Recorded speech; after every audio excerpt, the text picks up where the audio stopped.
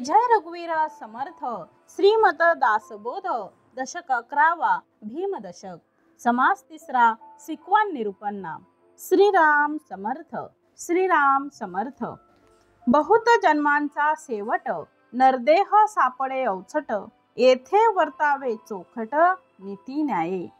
श्री समर्थांनी दशक 11वा ज्याचं नाव आहे भीम दशक समास तिसरा सिक्वान निरूपण समर्थांनी या समासामध्ये सुरुवातीच्याच ओळींमध्ये दिलेला आहे बहुत जन्मांचा सेवट नरदेह सापडे अवचट येथे वर्तावे चोखट नीती न्याये।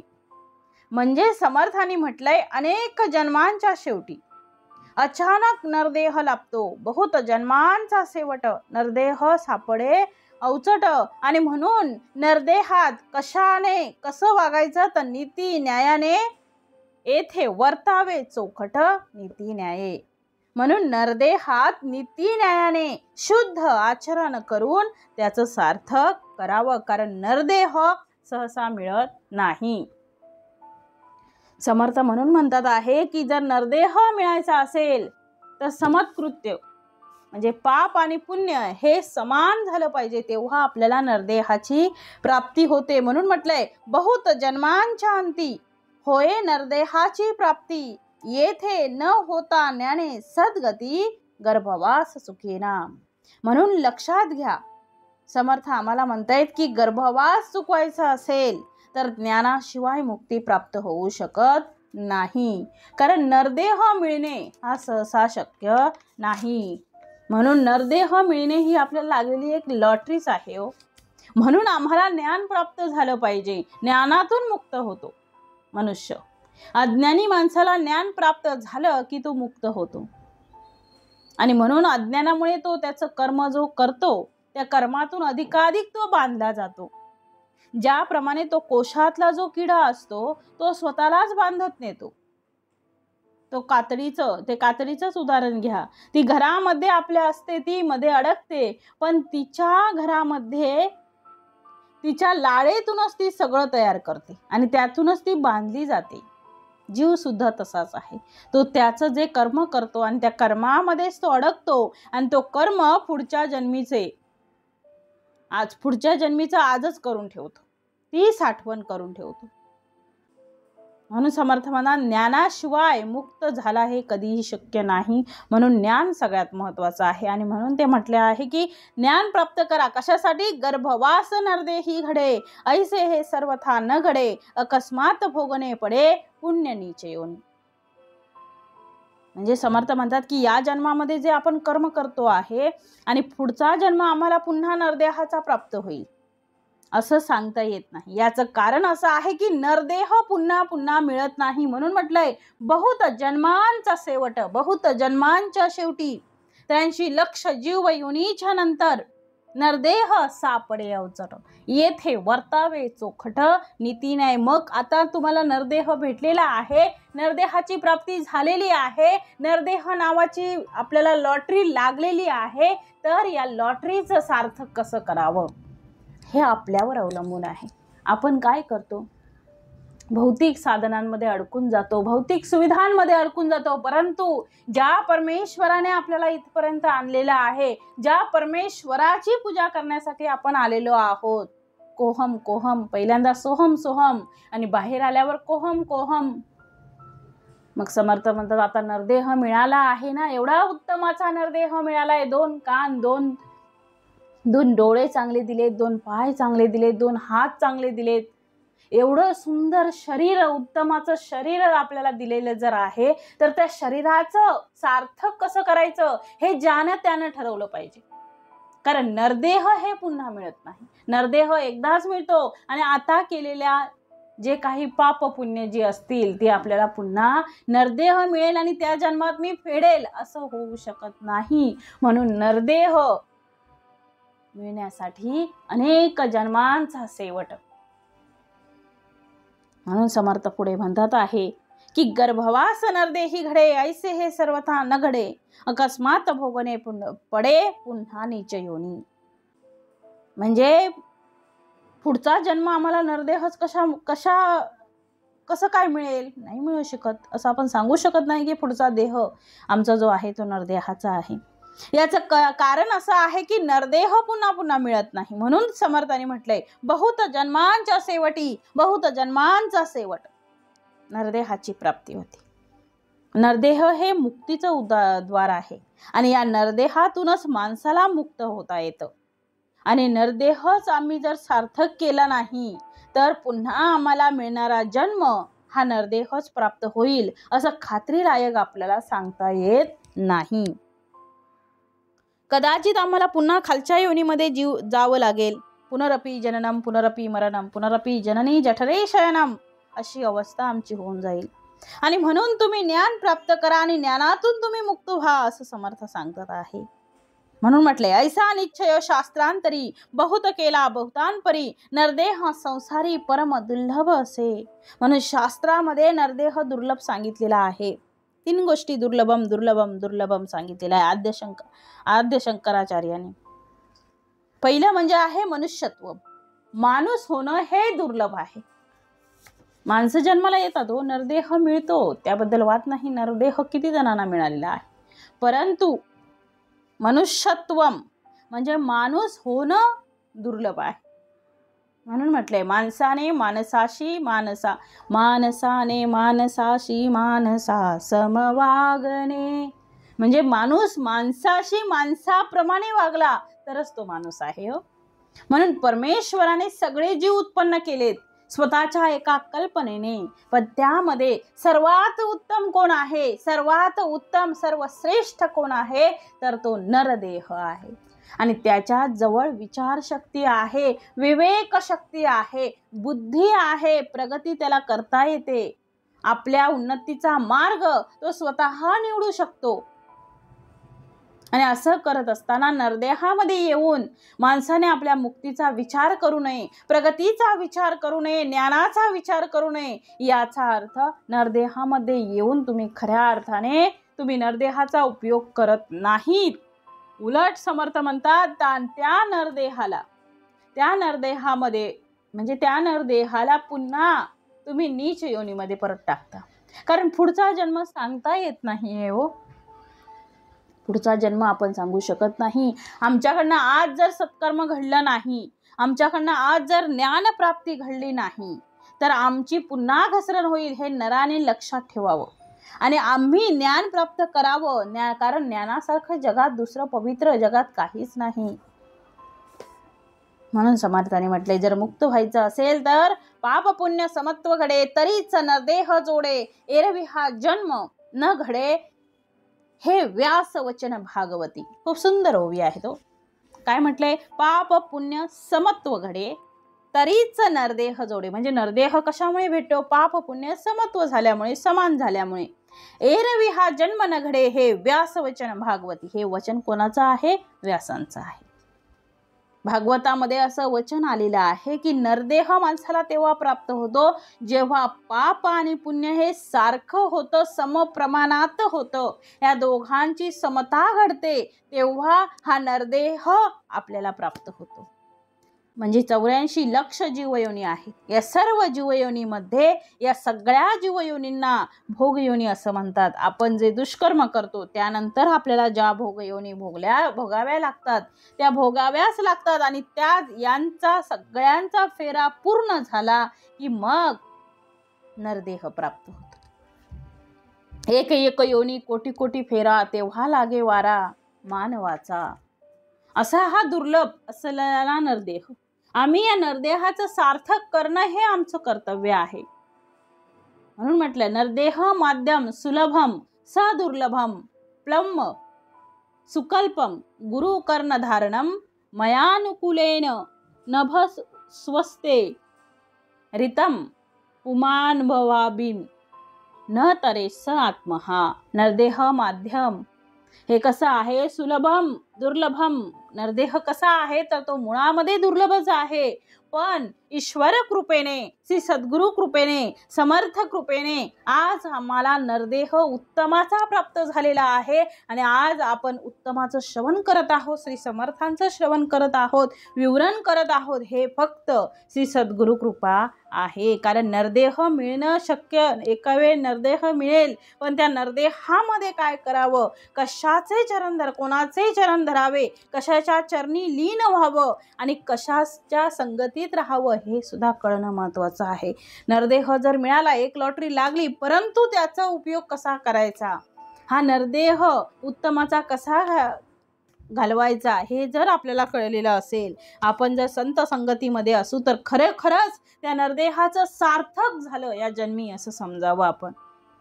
कारण नरदेह कसा आहे, दुर्लभम आहे, तो सुलभ झालेला आहे. आम्हाला मिळालाच ना म्हणून आम्हाला तो सुलभ वाटतो आहे, पण ते मुळात दुर्लभ आहे. हो, आपल्याला सहज मिळालाय असं वाटतंय आपल्याला, परंतु ते तसं नाही. कारण 84 लक्ष जीव योनी भोग भोगून आम्हाला नरदेहाची प्राप्ती झालेली आहे. म्हणून म्हटलंय प्लवम सुकल्पम गुरु कर्णधारम, म्हणजे आमच्या या नरदेहाला योग्य दिशेने नेण्यासाठी प्रत्यक्ष नावाडी म्हणून, कर्णधार म्हणून श्री सद्गुरू आपले बसलेले आहेत. चिंता करण्याची काहीही गरज नाही. तुम्ही नावेमध्ये बसा आणि ती नाव सद्गुरू हाकणार आहे, सद्गुरू चालवणार आहेत. आणि नुसते ते चालवत नाही तर त्यावर ईश्वराची कृपा पण आहे.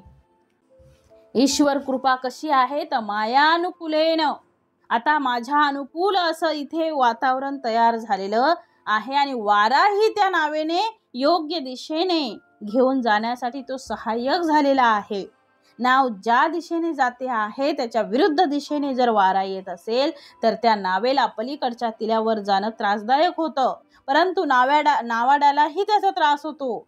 पण इथे योग कसा आलेला आहे बघा, या श्लोकामध्ये जे आता आपण वाचला त्याच्यामध्ये समर्थाने हे दिलं आहे की नावाड्यालाही त्रास होतोय, पण इथे योग खूप उत्तमाचा आलेला आहे. कारण नावाडी कोण आहे, श्री समर्थ आहेत, आपला सद्गुरू आहे.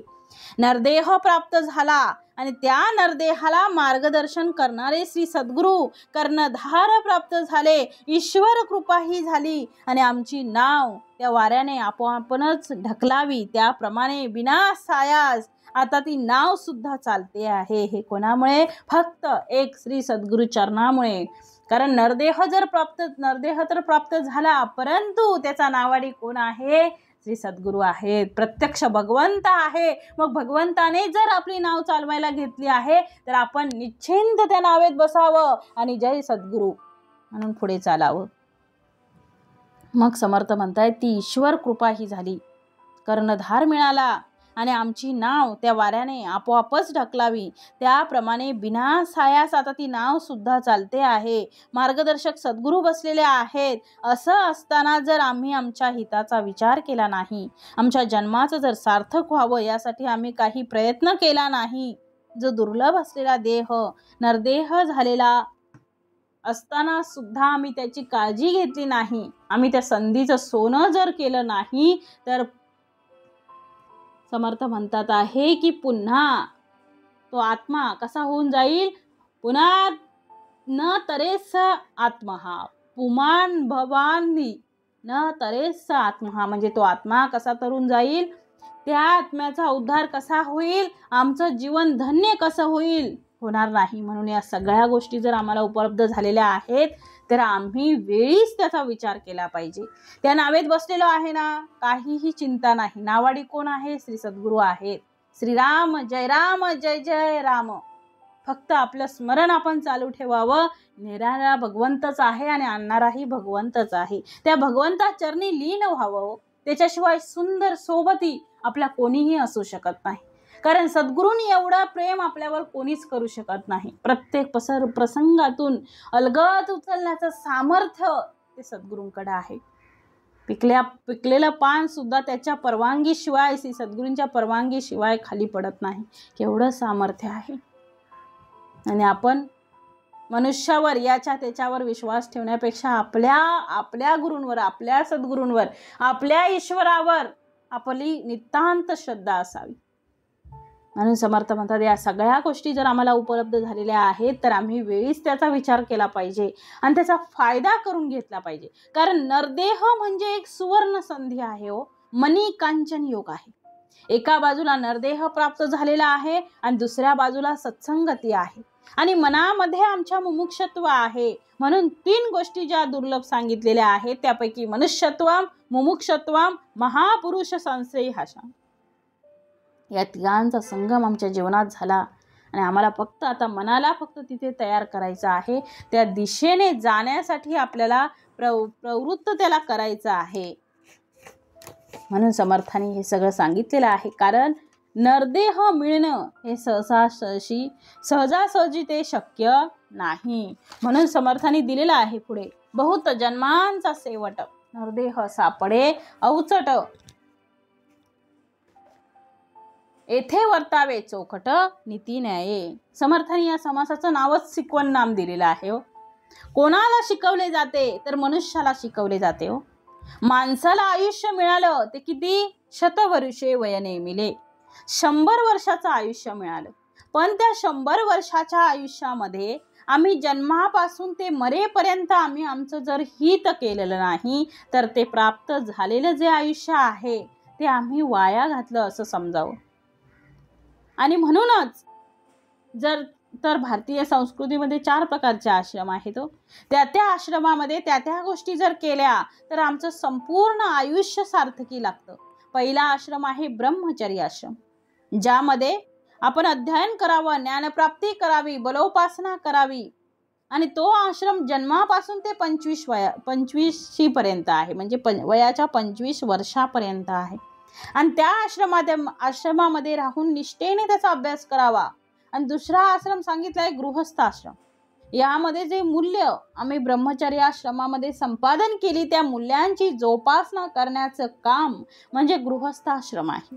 आम्ही जे ज्ञान प्राप्त केलं ते गृहस्थाश्रमामध्ये आल्यानंतर आपलं ज्ञान आपण इतरांना वाटलं पाहिजे. म्हणजे जे जे आपण असे ठावे ते ते इतरांशी शिकवावे, शहाणे करून सोडावे सकल जन. सगळ्या लोकांना आपण ज्ञान द्यावं. गृहस्थाश्रमामध्ये धन प्राप्त करावं, सन्मान प्राप्त करावा, उत्कर्ष करावा. अभ्युदयाच्या सगळ्या गोष्टी गृहस्थाश्रमामध्ये केल्या जातात. पण शेवटी गृहस्थाश्रमानंतरही म्हणजे 25 वर्ष झाल्यानंतर, म्हणजे 50 वर्ष वयाची उलटली, 50 वर्ष आल्यानंतर 51व्या वर्षी प्रवेश करताना आपण वानप्रस्थाश्रम स्वीकारावा. यामध्ये वनात निघून जावं असं नाहीये. वनात निघून न जाता घरामध्ये राहूनच आपण भगवतचरणी लीन व्हावं. सगळ्या गोष्टीतून आपली माया आवरणं, आपलं चित्त भगवंताला अर्पण करलं आणि आता उरलं उपकारापुरता, अशा भावातून जगणं.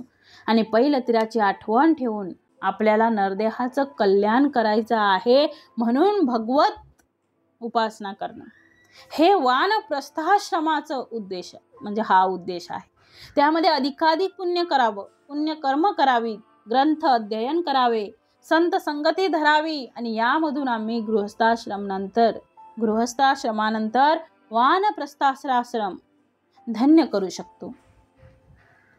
मग गृहस्थाश्रमामध्ये सगळ्यांचा आदर आणि तो काळ म्हणजे 75 वर्ष पूर्ण झाल्यानंतर 76व्या वर्षापासून, म्हणजे वयाची 75 झाल्यानंतर 76व्या वयानंतर ते वर्षापासून ते प्राप्त होणाऱ्या आयुष्यापर्यंत आम्ही संन्यासाश्रम धारण करावा. षडन्यास म्हणजे 6ही गोष्टींवर आपण विजय मिळवला आहे. आपल्याला क्रोध नाही, काम नाही, मद नाही, मत्सर नाही, द्वेष नाही, तिरस्कार नाही, अहंकार नाही, काहीही नाही. अशा प्रकारच्या सगळ्या षडविकारांना आम्ही जिंकलेलं आहे. आणि संन्यासाश्रमातून पुढे भगवत प्राप्ती करून पुढे अहम ब्रह्मास्मी म्हणजे मी ब्रह्म आहे याची अनुभूती करून घ्यावी. असं जर केलं तर आम्हाला प्राप्त होणारं 100 वर्षांचं आयुष्य आम्ही खऱ्या अर्थाने सार्थकी लावू. परंतु मनुष्य आज या प्रकृतीकडे वळला आहे. या प्रकृतीमध्ये, या नादामध्ये राहून माणसाने आपल्या आयुष्याला व्यर्थ घालवलेला आहे. विज्ञानाची साधने निर्माण झाली, जसा त्याचा सदुपयोग आहे तसा त्याचा दुरुपयोग सुद्धा आहे.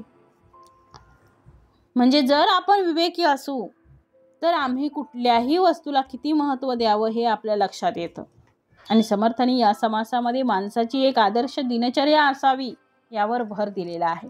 कधी उठावं, कधी झोपावं, कधी खावं, काहीही घ्यावं, कुठेही राहावं, अशा प्रकारचा गोंधळ, अशा प्रकारचा विस्कळीतपणा ज्याच्या जीवनात प्राप्त होतो त्याला 100 वर्षांचं आयुष्य मिळणे शक्य नाही.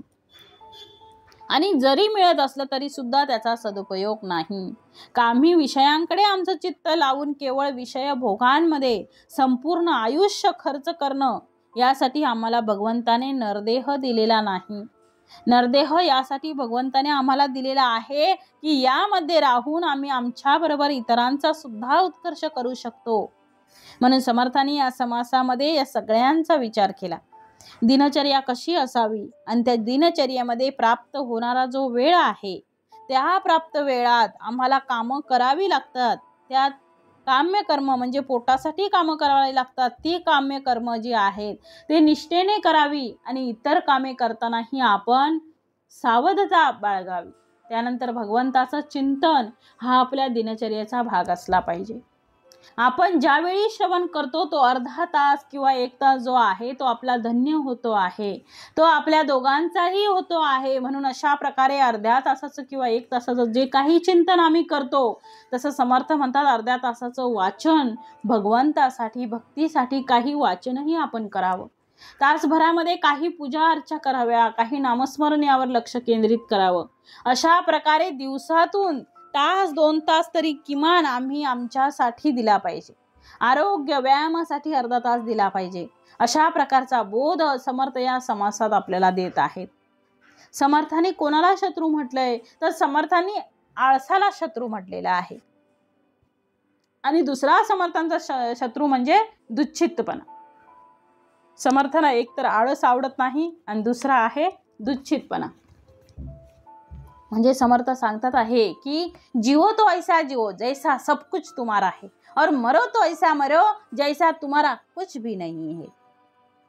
म्हणून समर्थ म्हणतात आहे की असं जगायचंय की सब कुछ मेरा ही है. मग समर्थांनी सांगितले जसं आपण हे दासबोध ऐकण्या अगोदरचा मी आणि दासबोध ऐकतानाचा मी किती फरक आहे हो. आणि दासबोध ऐकल्यानंतरचा मी यामध्ये जर काहीच फरक पडला नसेल तर आम्ही ऐकलं म्हणजे काय केलं. काही फरक पडला नसेल तर आम्ही दुच्छित आहोत. काही फरक पडत असेल तर आमचं चित्त ते ऐकण्याकडे आहे. लक्षात ठेवावं. म्हणून समर्थांनी शिष्याला सांगितलं आहे की तुझ्या मनात जर तुला मुक्ती हवी असेल तर तुला तत्क्षणी मुक्ती प्राप्त होईल, अजिबात शंका घेऊ नको. पण मी या क्षणी मुक्त आहे अशा प्रकारची मनाची धारणा, मनोवृत्ती माणसाने केली पाहिजे की या क्षणी जर मला मृत्यू जर आला या क्षणी तर मी कुठल्याही बंधनामध्ये नाही आहे. एका क्षणात सोडता आलं पाहिजे. जियो तो ऐसा जियो जैसा सब कुछ तुम्हारा है और मरो तो ऐसा मरो जैसा तुम्हारा कुछ भी नहीं. म्हणून माणसाने कसं जीवनामध्ये असं निर्लेप जीवन जगता आलं पाहिजे. जो निर्लेपचा तवा असतो बघा, ते वरती काय टाकलं की सहज ते तरंगतं. म्हणजे संसारामध्ये राहू नका असं कुठेही म्हटलेलं नाही. संसारात राहा पण तुमचं मन मात्र कुठे भगवंताकडे ठेवा. म्हणून म्हटलंय प्रपंच करावा नेमक, पहावा परमार्थ विवेक, जेणे करिता उभय लोक संतुष्ट होती. संसारात राहा सांगितलेलं नाही संसार सोडा, परंतु मन मात्र कुठे ठेवा भगवंताकडे ठेवा. देहाला संसार सुटणार नाही आहे. तुम्ही घरातून वनात जरी गेले तरी वनातही संसार आहे, कारण तिथे सगळं आहे ते आपल्याला हवं आहे आणि घरातही हवं आहे. मग घरामध्ये राहून सुद्धा माणसाला मुक्त होता येतं. म्हणून या 4 प्रकारच्या आश्रम व्यवस्था समर्थांनी दिलेल्या आहे. म्हणजे वनात निघून जाणं असं त्याचा अर्थ नाही आहे. वानप्रस्थाश्रम म्हणजे संसारातील मन बाजूला करणे, संसारात अडकलेलं मन बाहेर काढणं, अंगावर भगवे कपडे न घालता मनाला भगवे करता येते. ते मनाला भगवं करणं याला शब्दाचा अर्थ मन विरक्त करणं, मनाला मुक्त करणं, वैराग्य निर्माण होणं. बाह्य रूपाची गरज नाही हो. संन्यास न धरता सुद्धा आपल्याला मुक्त होता येतं. मग समर्थ म्हणतात की सुचितपणे दुच्छित मन होते अकस्मात, त्यास करावे निवांत कोणे परी. म्हणजे सगळ्यामध्ये अडकू नका. समर्थ म्हणतात सगळ्यामध्ये अडकून उपयोग नाही. जर नरदेह मिळाला आहे ना तर भला रे भला बोलती ते करावे, बहुता जनाच्या मुखी यश घ्यावे, परी शेवटी सर्व सोडून द्यावे, मरावे परी कीर्ती रूपे उरावे. मानवी जीवन मनाच्या तोडून ओढी, श्रवणे बैसावे आवडी, सावधपणे घडीने घडी काळ सार्थक करावा. मानवी जीवन हे परमेश्वराने कशासाठी दिलेलं आहे, नरदेह कशासाठी दिलेला आहे याचा थोडा विचार करा. इतर प्राण्यांबद्दल आम्ही विचार करणार नाही, कारण त्या प्राण्यांना विचारशक्ती नाही आहे, त्यांच्याजवळ कल्पनाशक्ती नाही आहे, त्यांच्याजवळ प्रगती करण्यासाठी कुठलीही साधनं नाही आहेत. खाणं आणि झोपणं या पलीकडे त्यांचा व्यवहार नाही. आहार निद्रा भय मैथुनंच. प्राण्यांना जसं आहे तसं माणसांना आहे, पण मनुष्य हा विचारशील प्राणी आहे. त्याला आपल्या प्रगतीचा विचार करता येऊ शकतो. त्याने प्रगतीचा विचार जर केला तर तो स्वतःच्या जीवनाचं सोनं करू शकतो आणि स्वतःचं जीवन माती सुद्धा तोच करू शकतो. म्हणून समर्थ म्हणा, मनाच्या तोडून ओढी. मन म्हणते ना असं करा, त्या मनाला आवर घालावं, ते नका करू असं, त्याने तुमच्या जीवनाचा नाश होईल. माणसाने असं जगावं की जगत असताना माझ्याबरोबर इतरांना सुद्धा आनंद देता येईल, आणि मी गेल्यानंतरही 4 लोकांनी आम्हाला भलं म्हटलं तर आपलं जीवन सार्थक झालं म्हणावं. म्हणून समर्थांनी मनाच्या श्लोकामध्ये म्हटलेलं आहे, भला रे भला बोलती ते करावे, बहुता जनाच्या मुखे यश घ्यावे, परी शेवटी सर्व सोडून द्यावे, मरावे परी कीर्ती रूपे विरावे. मग समर्थ म्हणतात आहे की तुम्ही कसं जगायचं आहे हे समर्थाने इथे दिलेलं आहे. म्हणून समर्थ पुढे म्हणतात आहे की आता नरदेह मिळालेला आहे, आता या नरदेहाचं सोनं कसं करायचं हे आपल्या हातात आहे. म्हणून मग पुढे म्हटलेलं आहे समर्थाने. मग आता समर्थ म्हणतात व्यायामासाठी आपल्याला जी दिनचर्या दिलेली आहे, किती वेळात काय काय करावं. मग समर्थ या समासात ते सांगत आहेत. कोणाला शत्रू म्हटले, दुश्चितपणा आणि आळसाला. मग आळस समर्थांना आवडत नाही. आळसासारखं काहीच काम न करणे, केलेलं काम सुद्धा दुर्लक्षित करणं, यामध्ये सुद्धा लक्षणं होतं, या गोष्टी समर्थांना मान्य नाहीत. म्हणून या समासाचा आपण अभ्यास व्यवस्थित करावा, ज्यामुळे इहलोक आणि परलोक या दोन्ही गोष्टी आम्हाला साध्य होतील आणि खऱ्या अर्थाने आमचं जीवन कसं होईल, कृतार्थ होईल. आणि म्हणून या समासाचा अभ्यास आम्ही विशेष करून करावा. म्हणून समर्थांनी कसं वागावं हे समर्थ इथे म्हणजे समर्थांनी 11व्या समास दिलेला आहे आणि त्या गृहस्थाश्रमासाठी तो आहे. मग त्याने कसं वागावं हे समर्थ इथे आता सांगत आहेत. बहुत जन्मांचा सेवट, नरदेह सापडे अवचट, येथे वर्तावे चोखट, निती न्याये. खूप उत्तमाचा ओवी आहे तो या. प्रपंच करावा नेमक, पहावा परमार्थ विवेक, जेणे करिता उभय लोक संतुष्ट होती. मग समर्थाने पहिला शब्द वापरलेला आहे, बहुत जन्मांचा सेवट. अनेक जन्मांच्या शेवटी फिरून आम्हाला एकदा फक्त मुक्तीचं द्वार मिळतं आणि ते मुक्तीचं द्वार मिळतं आणि ते मुक्तीचं द्वार म्हणजेच नरदेह आहे. मुक्ती म्हणजे सुटका, मुक्ती म्हणजे परब्रह्माशी एकरूप होणे. अनेक जन्मांच्या शेवटी अचानक नरदेह लाभतो आणि त्या नरदेहात नीती न्यायाने शुद्ध आचरण करून त्याचं आम्ही सार्थक करावं. मग मुक्ती म्हणजे काय, त्या परब्रह्माशी एकरूप होणं, जीवदशा टाकून ब्रह्मदशा प्राप्त करणं. त्या दारातून आम्हाला निघायचं आहे, त्या अंधाऱ्या कोठड्यातून. म्हणजे जर एखाद्या अंधाऱ्या कोठडीमध्ये एखाद्या मनुष्याला टाकले आणि त्याला अंधारामध्ये दिसत नाही, मग तो काय करतो, भिंतीला हात लावत दरवाजा शोधण्याचा प्रयत्न करतो. पण किती दिवस करत राहील असं सांगता येत नाही. ज्या वेळेस दरवाजा येतो त्यावेळेस काय होतं, तो थकतो, मग खाली बसतो, मग परत दरवाजा सोडून पुढे हात लावायला जातो, मग त्याला दरवाजा काही भेटत नाही, मात्र त्याचा भिंतीला कायम राहतो. मग दरवाजा शेवटपर्यंत त्याला सापडत नाही. म्हणजे भगवत कृपेने जो दरवाजा आहे तो दरवाजा म्हणजे नरदेह आहे. किती उत्तम दिलंय हो समर्थाने. 3 गोष्टी दुर्लभ सांगितल्या आपण बघितल्या. आता त्यामध्ये पहिला आहे नरदेह. नरदेह माणसाला सहसा प्राप्त होतो का, नाही होत. कर्मानुसार त्याला तो प्राप्त होतो. मग आमच्या कर्माने ईश्वर कृपेने किती चांगला आम्हाला नरदेह प्राप्त झालेला आहे त्याचा विचार करा. आपण त्या नरदेहाचं काय करतो आहे, तर त्या नरदेहाचं सार्थक करण्यासाठी समर्थ म्हणतात आहे की तुम्ही काय करा, तर बहुत जन्मांचा सेवट, नरदेह सापडे अवचट. मनुष्यत्व, माणूस म्हणून जन्माला येणं, आता मनुष्याचा देह म्हणून जन्माला येणं आणि पशु आणि जनावरासारखं त्याने वागणं, त्याला माणूस म्हणायचं नाही, त्याला पशु म्हणतात. त्याला विद्या नाही, त्याला पशु म्हणतात. माणूस म्हणून जन्माला येणं, नरदेह जन्माला येणं, माणूस म्हणून जन्माला येणं आणि माणसासारखं वागणं, म्हणून म्हटलंय मानसाने मानसाशी मानसा सम वागणे. मग समर्थ म्हणतात हेच तर मिळत नाही. माणसाने माणसासारखं वागलं पाहिजे तर तो माणूस म्हणता येईल ना. आणि हे कशामुळे? ज्ञानामुळे आम्हाला कळेल. पशुत्वातून आम्हाला नरत्व प्राप्त होत आहे. पशु का होत पणैया नर का कछु न होये, नर न करणी करे तो नर का नारायण होये. नराचा नारायण होणे हे नरदेहातच शक्य आहे. म्हणून समर्थ म्हणतात आहे की तुम्ही आपल्या नरदेहाला वाया घालवू नका, तो अनमोल आहे. समर्थ काकुळतेने सांगतात आहे, सद्गतीत होऊन सांगतात आहे, तळमळीने सांगतात आहे. म्हणून म्हटलंय चोखट येथे वर्तावे, चोखट. चोखट वागणं म्हणजे शुद्ध वागणं. आमच्या जीवनामध्ये शुद्धता असली पाहिजे. 3 गोष्टींची शुद्धता असली पाहिजे. 3 गोष्टी आपण अलभ्य जसं सांगितल्या, नरदेह अलभ्य, परमेश्वराची भक्ती करण्याची इच्छा निर्माण होणं म्हणजे मुमुक्षत्व, ते अलभ्य आहे. आणि त्यानंतर संत संगती लाभणं ते अलभ्य आहे. तशा या ठिकाणी नरदेह प्राप्त झाल्यानंतर 3 बाबतीत शुद्धता असली पाहिजे. कीर्ती, कामिनी आणि कांचन. या 3 बाबतीत जो शुद्ध हा आहे त्याला सदाचारी असं म्हणतात. आणि समर्थ म्हणतात आम्ही सदाचारी झालं पाहिजे आणि नीती आणि न्यायाने वागलं पाहिजे. शुद्धता कशी असली पाहिजे? दृष्टी पोतम ज्ञानेत पादम, डोळ्याने पाहून पाऊल टाकावं. याचा अर्थ कोणतीही कृती करताना सावधतेने करावी. आपण प्रत्येक गोष्ट सावधतेने करावी. आज जर काळ असा आहे की तो अखंड सावधानतेचा आहे.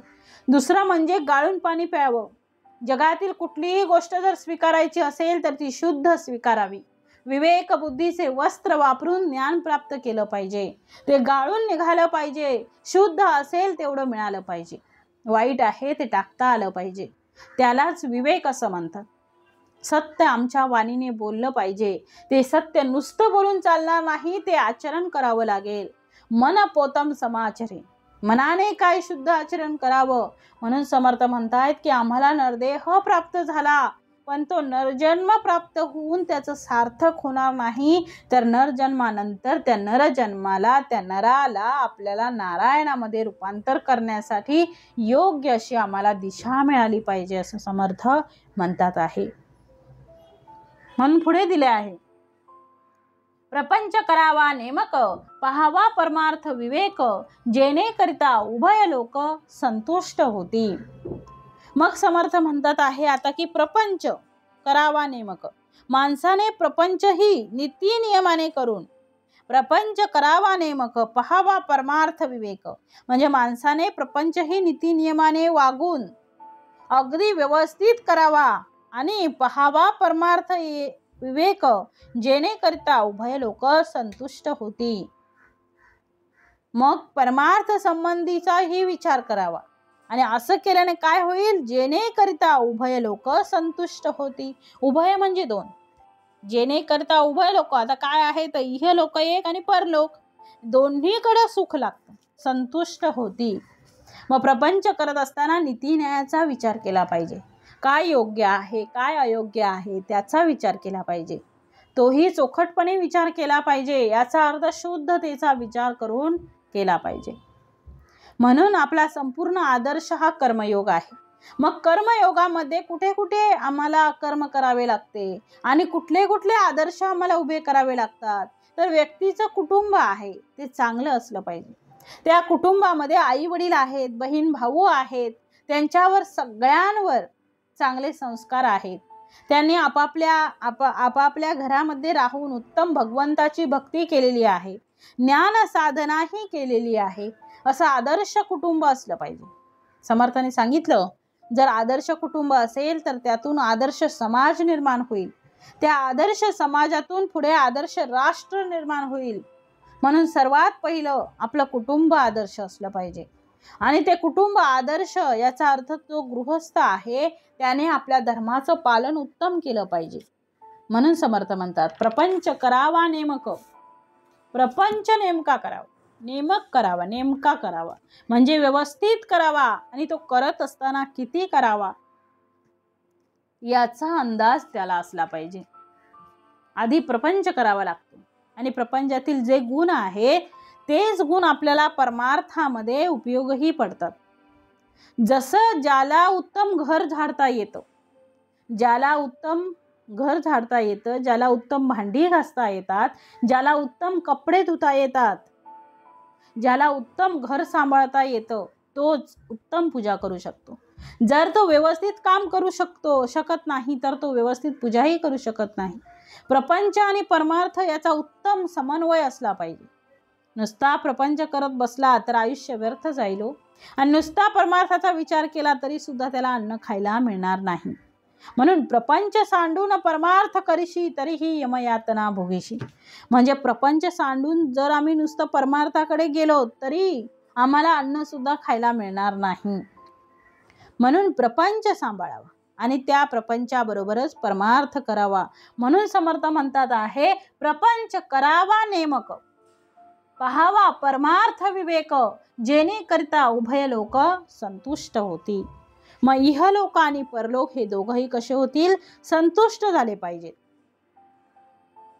परमार्थात असलेले लोकही संतुष्ट झाले पाहिजेत आणि प्रपंचात असलेले लोकही संतुष्ट झाले पाहिजेत. घरात सारखी चिडचिड, भांडणं, आरडाओरड तर त्याला परमार्थात सुद्धा गोडी वाटणार नाही हो त्या मनुष्याला. म्हणून जिथल्या तिथे तितका परमार्थ करता आला पाहिजे. म्हणून समर्थ म्हणतात प्रपंच म्हणजे परमार्थाची प्रयोगशाळा आहे. त्या प्रयोगशाळेमध्ये आपण भगवंताचे होण्यासाठी पहिले कुटुंबाचे झालो पाहिजे. जो कुटुंबावर प्रेम करू शकत नाही तो भगवंतावरही प्रेम करू शकत नाही. जो कुटुंबाची चिंता वाहू शकत नाही तो स्वतःचीही चिंता वाहू शकत नाही. परमार्थ आणि प्रपंचामध्ये एवढं म्हटलेलं आहे की प्रपंच म्हणजे इतरांची चिंता वाहणे आणि परमार्थ म्हणजे स्वतःची चिंता वाहणे. म्हणजेच मी कशासाठी जन्माला आलोय, स्वतःची चिंता म्हणजे नुसती आपल्या नरदेहाची चिंता नाही तर मी कशाला जन्माला आलेलो आहे, कशासाठी आलेलो आहे, माझ्या जन्माचं प्रयोजन काय आहे, माझ्या जन्माचं कारण काय आहे, त्याचा विचार करून प्रति दिवशी आपण भगवंताचं चिंतन करणं याचा अर्थ परमार्थ करणे आहे. आणि कुटुंबातील लोकांना सुखी ठेवणं हा प्रपंच आहे. म्हणून समर्थ म्हणतात आहे शतवर्षे वय नेमिले, त्यात बाळपण नेणता गेले, तारुण्य अवघे वेचले विषयांकडे. किती सुंदर ओवी समर्थाने दिलेले आहेत बघा. शतवर्षे वय नेमिलं, माणसाचं आयुष्य किती आहे हो? 100 वर्ष अंदाजे. त्यात बाळपणा नेणता गेले, त्यातील बालपण तर अज्ञानातच निघून जातं. बालपणातलं आपल्याला काहीही आठवत नाही. कुठल्याही गोष्टी कधीतरी आठवल्या तर एखादी चुकून. मग पुढे काय म्हटलंय? तारुण्य अवघे वेचले विषयांकडे. मग तारुण्य तर सगळं विषय भोगण्यात खर्ची पडतं. हे पाहिजे, ते पाहिजे, इकडे बघ, तिकडे बघ. तरुण असतो ना, लक्ष जास्त विचलित होतो. मग माणसाचं आयुष्य कसं आहे? 100 वर्षाचं आहे. माणसाला मिळालेलं जे 100 वर्षांचं आयुष्य आहे त्या 100 वर्षाच्या आयुष्यामध्ये 50 वर्षांचं आयुष्य आपलं झोपेमध्ये जाते. त्यामध्ये अर्ध आयुष्य बालपणामध्ये निघून गेलं, अर्ध आयुष्य म्हातारपणात निघून गेलं. मग भगवंताचा योग कधी येईल? म्हणून समर्थ म्हणतात आहे पुढे शतवर्षे वय नेमिले, त्यात बाळपण नेणता गेले, तारुण्य अवघे वेचले विषयांकडे. वृद्धपणी नाना रोग, भोगणे लागे कर्म भोग, आता भगवंताचा योग कोणे वेळे. किती उत्तमाच्या ओळी दिल्या समर्थांनी. वाचूनच असं वाटतं की किती बोलावं या ओवींविषयी.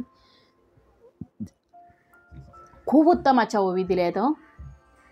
कुठल्या वेळेला भगवंताचं नाम घ्या, कुठल्या घ्यावं, भगवंताचं नाम कधी घ्यावं. बालपणी खेळी रमलो, मुलं येतात त्यांच्यासोबत खेळतो रमतो, कळतच नाही पहिली 12 वर्ष कधी निघून गेली. आता पुढे तरुण झाला, तरुणपणी सुद्धा विषयांमध्ये निघून जातो. विषय म्हणजे कामनापूर्तीमध्ये निघून जातो. म्हणजे बाळपणी खेळी रमलो, तारुण्य नासले रुद्धपणी देवा, आता दिसे पैलतीर चंद्रभाव पांडुरंगा, मन करा थोर कैवल्याच्या चांदण्याला बुकेला चकोर. अशा प्रकारे समर्थ म्हणतात आहे की बाळपणी शतवर्षे वय नेमिले, त्यात बाळपण नेणता गेले, तारुण्य वगे वेचले विषयांकडे. असं म्हणता म्हणता 100 वर्षांचं आयुष्य संपलं. म्हातारपणी देह अनेक रोगांनी जर्जर होतो. म्हातारपणी नाना रोग, म्हातारपणी अनेक रोगांनी तो जर्जर होतो आणि भोगणे लागे कर्मभोग, प्रारब्धाप्रमाणे कर्मभोग भोगावेच लागतात. मग भगवंताची प्राप्ती करून घेण्यास वेळ तरी कसा असणार हो, कसा मिळणार? म्हणून म्हटले आपल्याला म्हातारपणी नाना प्रकारचे रोग आहेत. मग आजार असताना, दुःख असताना भगवंताचं नाम करणं कठीण आहे हो, कठीण जातं आपल्याला. म्हणून दुःखात नाम घेण्यापेक्षा सुखात नाम घ्या. जर सुखात जर नाम घेतलं गेलं तर माणसाला दुःखच होणार नाही. दुख में सुमिरन हर कोई करे, सुख में करे न कोई, सुख में यदि स्मरण करे तो दुःख काय को होय. म्हणून समर्थ म्हणतात आहे वृद्धपणी नाना रोग. किती प्रकारचे रोग आहेत, ते सगळे रोग म्हातारपणी आक्रमण करतात, जे आपल्याला माहीतच नाही. कधी आपण बालपणी पडलेलो, ते पडलेला पाय असा जड होतो, मग तो म्हातारपणी आपल्याला वाटतं की मी बालपणामध्ये पडलेले होते 12 वर्षाची 13 वर्षाची असताना, आणि ती दुःख माझी अजूनही दुखते आहे, म्हणजे ते आता चाळवलं आहे. म्हणजे काय असतं बघाव, जीवन हे असंच संपून जातं. मग भगवंतासाठी वेळ कधी आहे? बाळपणी काय केलं? खाण्यात, जेवण्यात, फिरण्यात, खेळण्यात रंगून गेलो. आता तरुणपण आलं, तरुणपणामध्ये विषय भोग, म्हणजे ज्या काही आपल्या सगळ्या गोष्टी, भौतिक गोष्टी आहेत, किंवा आपलं शिक्षण म्हणा, किंवा आपलं लग्न, आपल्या मुलांचं, हे सगळं करण्यामध्ये आपलं तरुणपण गेलं. आणि मग काय राहतं? म्हातारपण. काय दिसत नाही, ऐकू येत नाही, बोलता येत नाही. त्यावेळी आपण काय करतो? आपल्याला सगळं शरीर जर्जर झालेलं असल्यामुळे आपल्याला सगळं नकोसं वाटतं. हा देह नको, हे काहीच नको, इथे काहीच नको, इथे मला काहीच करायचं नाही, हे बरं नाही, ते बरं नाही, दररोजचे आजार. मग आपण भगवंताचं नाम तरी कधी घ्यावं? भगवंताच्या नामासाठी विशिष्ट वेळाची, विशिष्ट काळाची काहीही गरज नाही.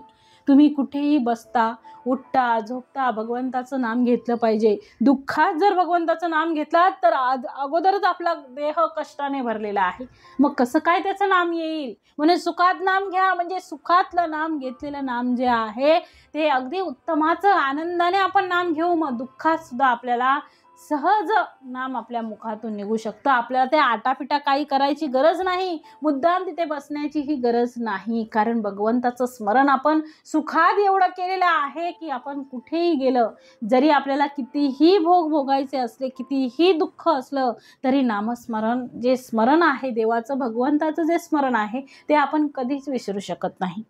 ते सहज सहज निघतं. म्हणून म्हटलं आहे कुठल्याही वेळेला भगवंताचं नाम घ्या. म्हणून समर्थांनी म्हटलंय 12 वर्ष अशीच निघून गेली. आता समर्थ सांगतात आहे की तरुणपण सुद्धा विषयांमध्ये निघून जातं. विषय म्हणजे कामनापूर्तीमध्ये निघून गेलं. आणि म्हटलंय आता बाळपणी खेळी रमलो, तारुण्य नासले वृद्धपणी देवा, आता दिसे पहिलं तीर.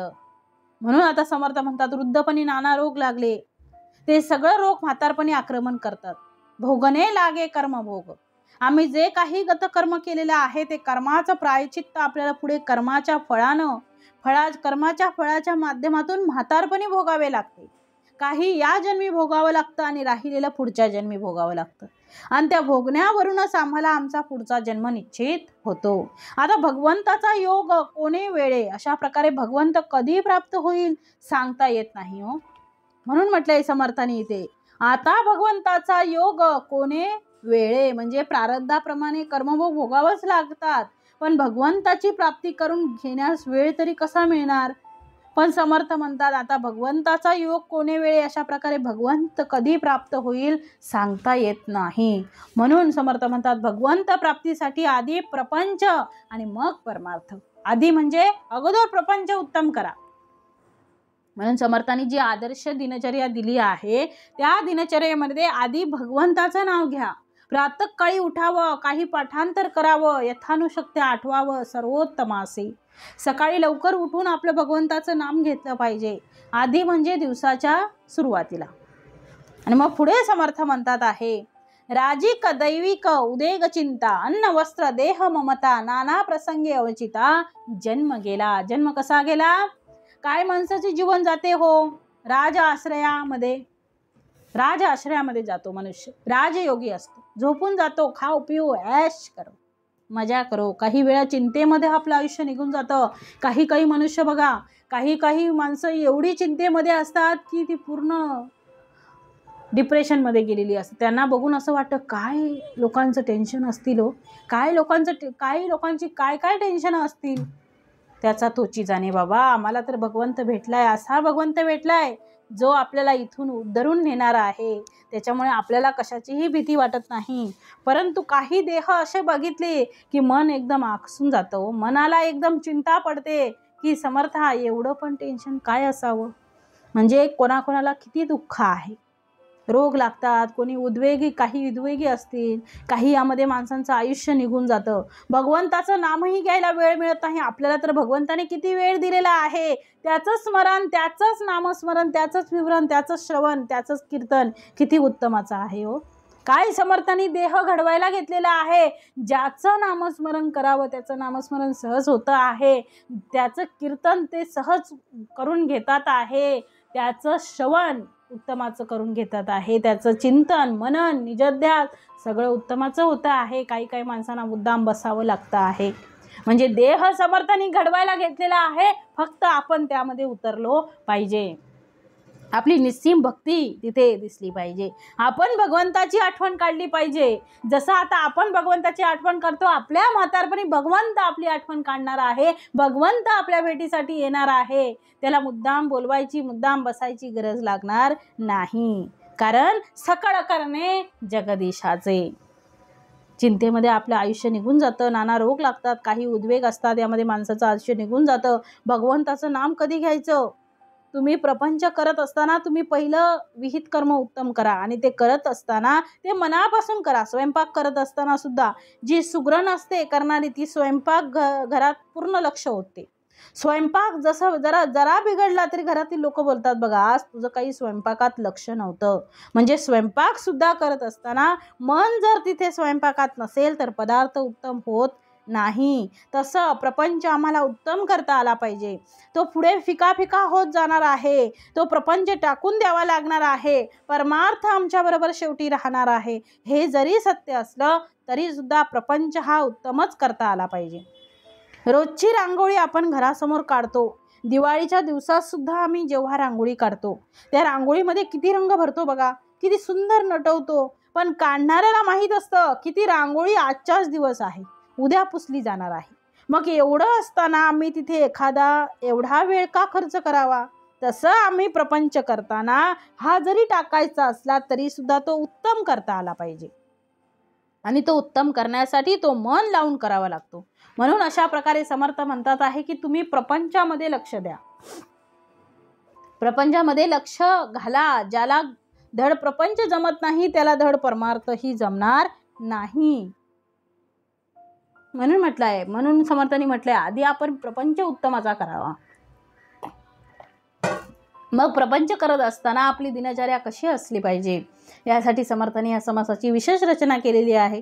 म्हणून समर्थ पुढे म्हणत आहेत, लोक मरो जाती वडिले गेली हे प्रचिती जाणत निश्चिती काय मानिले. मग समर्थांनी दोन्हीकडे म्हटलं आहे, इहलोक आणि परलोक या दोन्ही गोष्टी आपल्याला उत्तम करता आला पाहिजेत. कारण माणसाच्या हातात एक विशिष्ट वेळच त्याच्या हातात आहे. ती वेळ निघून गेली की काहीही शक्य नाही. म्हणून म्हटलंय बघा, राजिक दैविक उदेग चिंता अन्न वस्त्र देह ममता नाना प्रसंगी अवचिता जन्म गेला. म्हणजे राजकीय त्रास, दैविक ताप, उद्वेग, चिंता, अन्न वस्त्रांची सगळी तरतूद म्हणजे अन्न वस्त्र, देह ममता आणि इतर अचानक ओढवणारे प्रसंग, यात बघता आयुष्य सरून जाते. म्हणून पुढे म्हटलंय समर्थांनी, म्हणजे आजूबाजूला आता म्हटलंय, लोक मरमरो जाती, वडिले गेली हे प्रचिती, जानत जानत निश्चिती, काय मानेली. अग्न गृहासी लागला आणि सावकाश निजेला, अग्न गृहासी लागला आणि सावकाश निजेला, तो कैसा म्हणावा भला आत्महत्यारा. मग आजूबाजूला लोक मरमरो जाती, लोक आजूबाजूला मरतच असतात. वडिले गेली हे प्रचिती, वडील माणसे ही जातात. जानत जानत निश्चिती, काय मानिले. हा अनुभव सततच येत असतो आपल्याला, माहिती आहे आपल्याला. हे जाणून तरी निश्चिंत कसं राहावं. म्हणून पुढे म्हटलंय, अग्न गृहासी लागला आणि सावकाश निजेला, तो कैसा म्हणावा भला आत्महत्यारा. म्हणजे एखाद्या माणसाच्या अग्न गृहासी लागला, एखाद्या माणसाच्या घराला आग लागलेली आहे आणि सावकाश निजाला, आणि असता म्हणजे आग लागलेली आहे आणि त्याने बेसावतपणे खुशाल झोपून राहावं, तो कैसा म्हणावा भला आत्महत्यारा. तर त्याला शहाणा कोण म्हणेल, त्याला आत्मघातकीच म्हणावं लागेल. कारण घराला आग लागलेली आहे तरी सुद्धा हा सावकाश निश्चित झोपून राहिलेला आहे, बेसावतपणे झोपलेला आहे. मग त्याला समर्थ म्हणतात, त्याला शहाणा तरी कसं म्हणावं, तो कैसा म्हणावा भला आत्महत्यारा. मग त्याला काय, तो आत्मघातकीच त्याला म्हणावं लागेल. पुण्यमार्ग अवघा बुडाला, पाप संग्रह उदंड झाला, यमयातनेचा झोला कठीण आहे. तरी आता ऐसे न करावे, बहुत विवेके वर्तावे, इहलोक परत्र साधावे दोहींकडे. मग आता समर्थ म्हणतात आहे, पुण्यमार्ग अवघा बुडाला, जीवनात माणसाने काहीच पुण्य केलं नाही. पाप संग्रह उदंड झाला आणि उदंड पाप संग्रहच केला, यमयातनेचा झोला कठीण आहे. काय केलं, जर जीवनात माणसाने काहीच पुण्य केलं नाही आणि उदंड पाप संग्रह जर त्याने केला, तर त्याला पुढे कठीण अशा यमयातनेच्या हल्ल्यास तोंड द्यावे लागते आहे. म्हटलं यमयातनेचा झोला कठीण आहे. अजून माहिती नाही यमयातनेचा झोला कसा आहे, तो खूप कठीण आहे. त्याचे फटके आपल्याला खूप जोराचे बसणार आहेत. कारण जे आपण काही पुण्य केलेलं आहे ते उदंड पाप संग्रह सुद्धा त्याच्याबरोबर आहे. त्याला पुढे कठीण यमयातना, जो पाप करतो आहे त्याला कठीण यमयातना आहेत. तरी आता ऐसे न करावे, बहुत विवेके वर्तावे, इहलोक परत्र साधावे दोन्हीकडे. म्हणजे आता असं करू नये, प्रपंच आणि परमार्थ दोन्हीकडे अत्यंत विवेकाने वागावं आणि इहलोक आणि परलोक हे दोघांमध्येही आपलं हित साधावं. आळसाचे फळ रोकडे, जांभया देऊन निद्रा पडे, सुख हा म्हणून आवडे आळसी लोका. साक्षेप करिता कष्टती, परंतु पुढे सुरवाडती, खाती जेविती सुखी होती यज्ञे करुणी. मग आता समर्थ म्हणतात आहे, आळसाचे फळ रोकडे, जो आळशी मनुष्य आहे, जो आळशी असतो, जांभया देऊन निद्रा पडे, त्याला त्याच्या आळसाचे फळ प्राप्त होते. असा माणूस काय करतो, जांभया देऊन खुशीत झोपतो. सुख म्हणून आवडे आळसी लागो, अशा आळशी लोकांना कशा प्रकारे झोपून राहावं हे त्यांना कळत नाही. मग सुख कशात आहे, त्यांना फक्त झोपण्यात सुख वाटते आहे. साक्षेप करिता कष्टती, परंतु पुढे सुरवाडती, खाती जेवती सुखी होती यज्ञे करुणी. उलट जे कोणी कष्ट करतात, साक्षेप करिता कष्टती, जे कोणी कष्ट करतात परंतु पुढे सुरवाडती, त्यांना पुढे सुख मिळतं. खाती जेवती सुखी होती यज्ञे करुणी, मग प्रयत्नपूर्वक जे उद्योग करतात आहे ते केल्याने ते खाऊन पिऊन नंतर सुखी होतात. जर आधीच जर काही कष्ट केले नाही, तरुणपणी काही जर कष्ट केले नाही, तर म्हातारपणी काय खाणार आहे. म्हणून म्हटलंय आळस उदास नागवना. म्हणून समर्थांना आळस आवडत नाही. बघा मग असे आपलं विवरण झालं. आळस उदास नागवना, आळस प्रज्ञ बुडवना, आळसे करंटपणाच्या खुणा प्रगट होती. म्हणून आळस नसावा, तरीच पाविजे वैभवा, अरत्री परत्री जीवा समाधान. मग आळस उदास नागवना म्हणजे आळसामुळे माणसाला कधी कधी सुख लाभू शकत नाही. आळस प्रयत्न बुडवना, आळसे करंटपणाच्या खुणा प्रगट होती. सर्व प्रकारे तो नागवला जातो आणि आळसामुळे प्रयत्न केलाच जात नाही. कारण तो मुळात आळशी असतो, त्याला हालचाल करावीशी वाटतच नाही आणि त्यामुळे तो प्रयत्न करत नाही आणि अखेर करंटपणाची लक्षणं आळशी मनुष्याच्या ठिकाणी स्पष्टपणे दिसू लागतात. म्हणून आळस नसावा, म्हणून माणसाने कधी आळस करू नये. तरीच पावी जे वैभवा, आळस सोडून उद्योग केल्यानेच आपल्याला वैभव प्राप्त होणार आहे. अरत्री परत्री जीवा समाधान. मग जीवाला इहलोकी आणि परलोकी मग समाधान प्राप्त होतं. नुसतं झोपून आळसाने समाधान प्राप्त होणार नाही. म्हणून म्हटलंय, पण तो प्रयत्न कोणता करावा? प्रयत्ने करावा तो कोण? हेची ऐका निरूपण, सावध करून अंतकरण निमिष एक.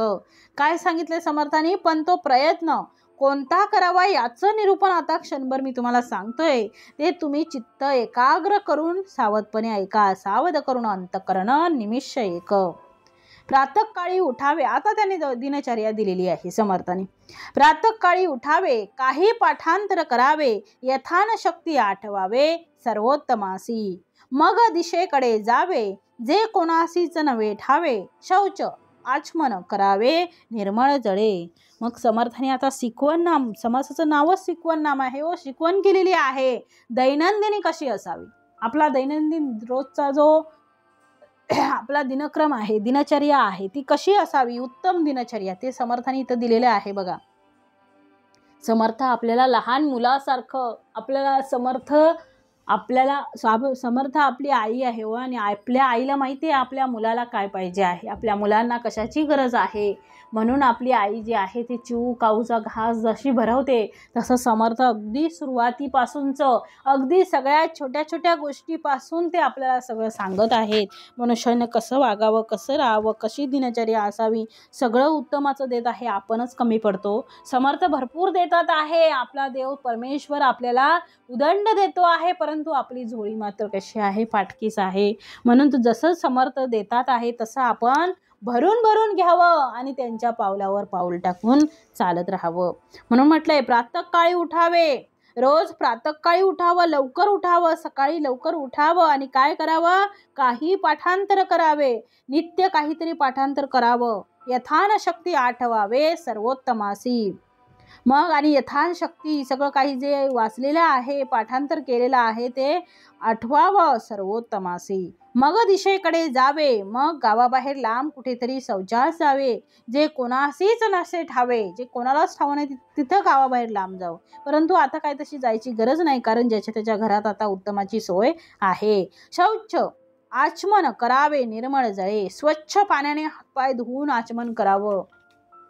बाहेरून आपण ज्यावेळी प्राथमिक विधी करून येतो त्यावेळी स्वच्छ हातपाय तोंड धुवावं. मुखमार्जन प्रातस्नान संध्या तर्पण देवतार्चन पुढे वैश्यदेव उपासन यथा सांग. नंतर तोंड धुवून प्रातस्नान करावं आणि संध्या तर्पण देवतार्चन करून यथा सांग वैश्वदेव आणि उपासना करावी. काही फळाहार घ्यावा, मग संसार धंदा करावा, सुशब्दे राजी राखावा सकळ लोक. नंतर काहीतरी फळाहार घेऊन मग संसारासाठी आवश्यक तो उद्योगधंदा करावा. सर्वांशी नेहमी गोड बोलून सर्वांना राजी राखावं. सुशब्दे उत्तमाचे शब्द, उत्तमाचे गोड शब्द, सुशब्दे राजी राखावा सकळ लोक. ज्याचा जो व्यापार तेथे असावे खबरदार, दुच्छितपणे तरी पोर वेढा लावी.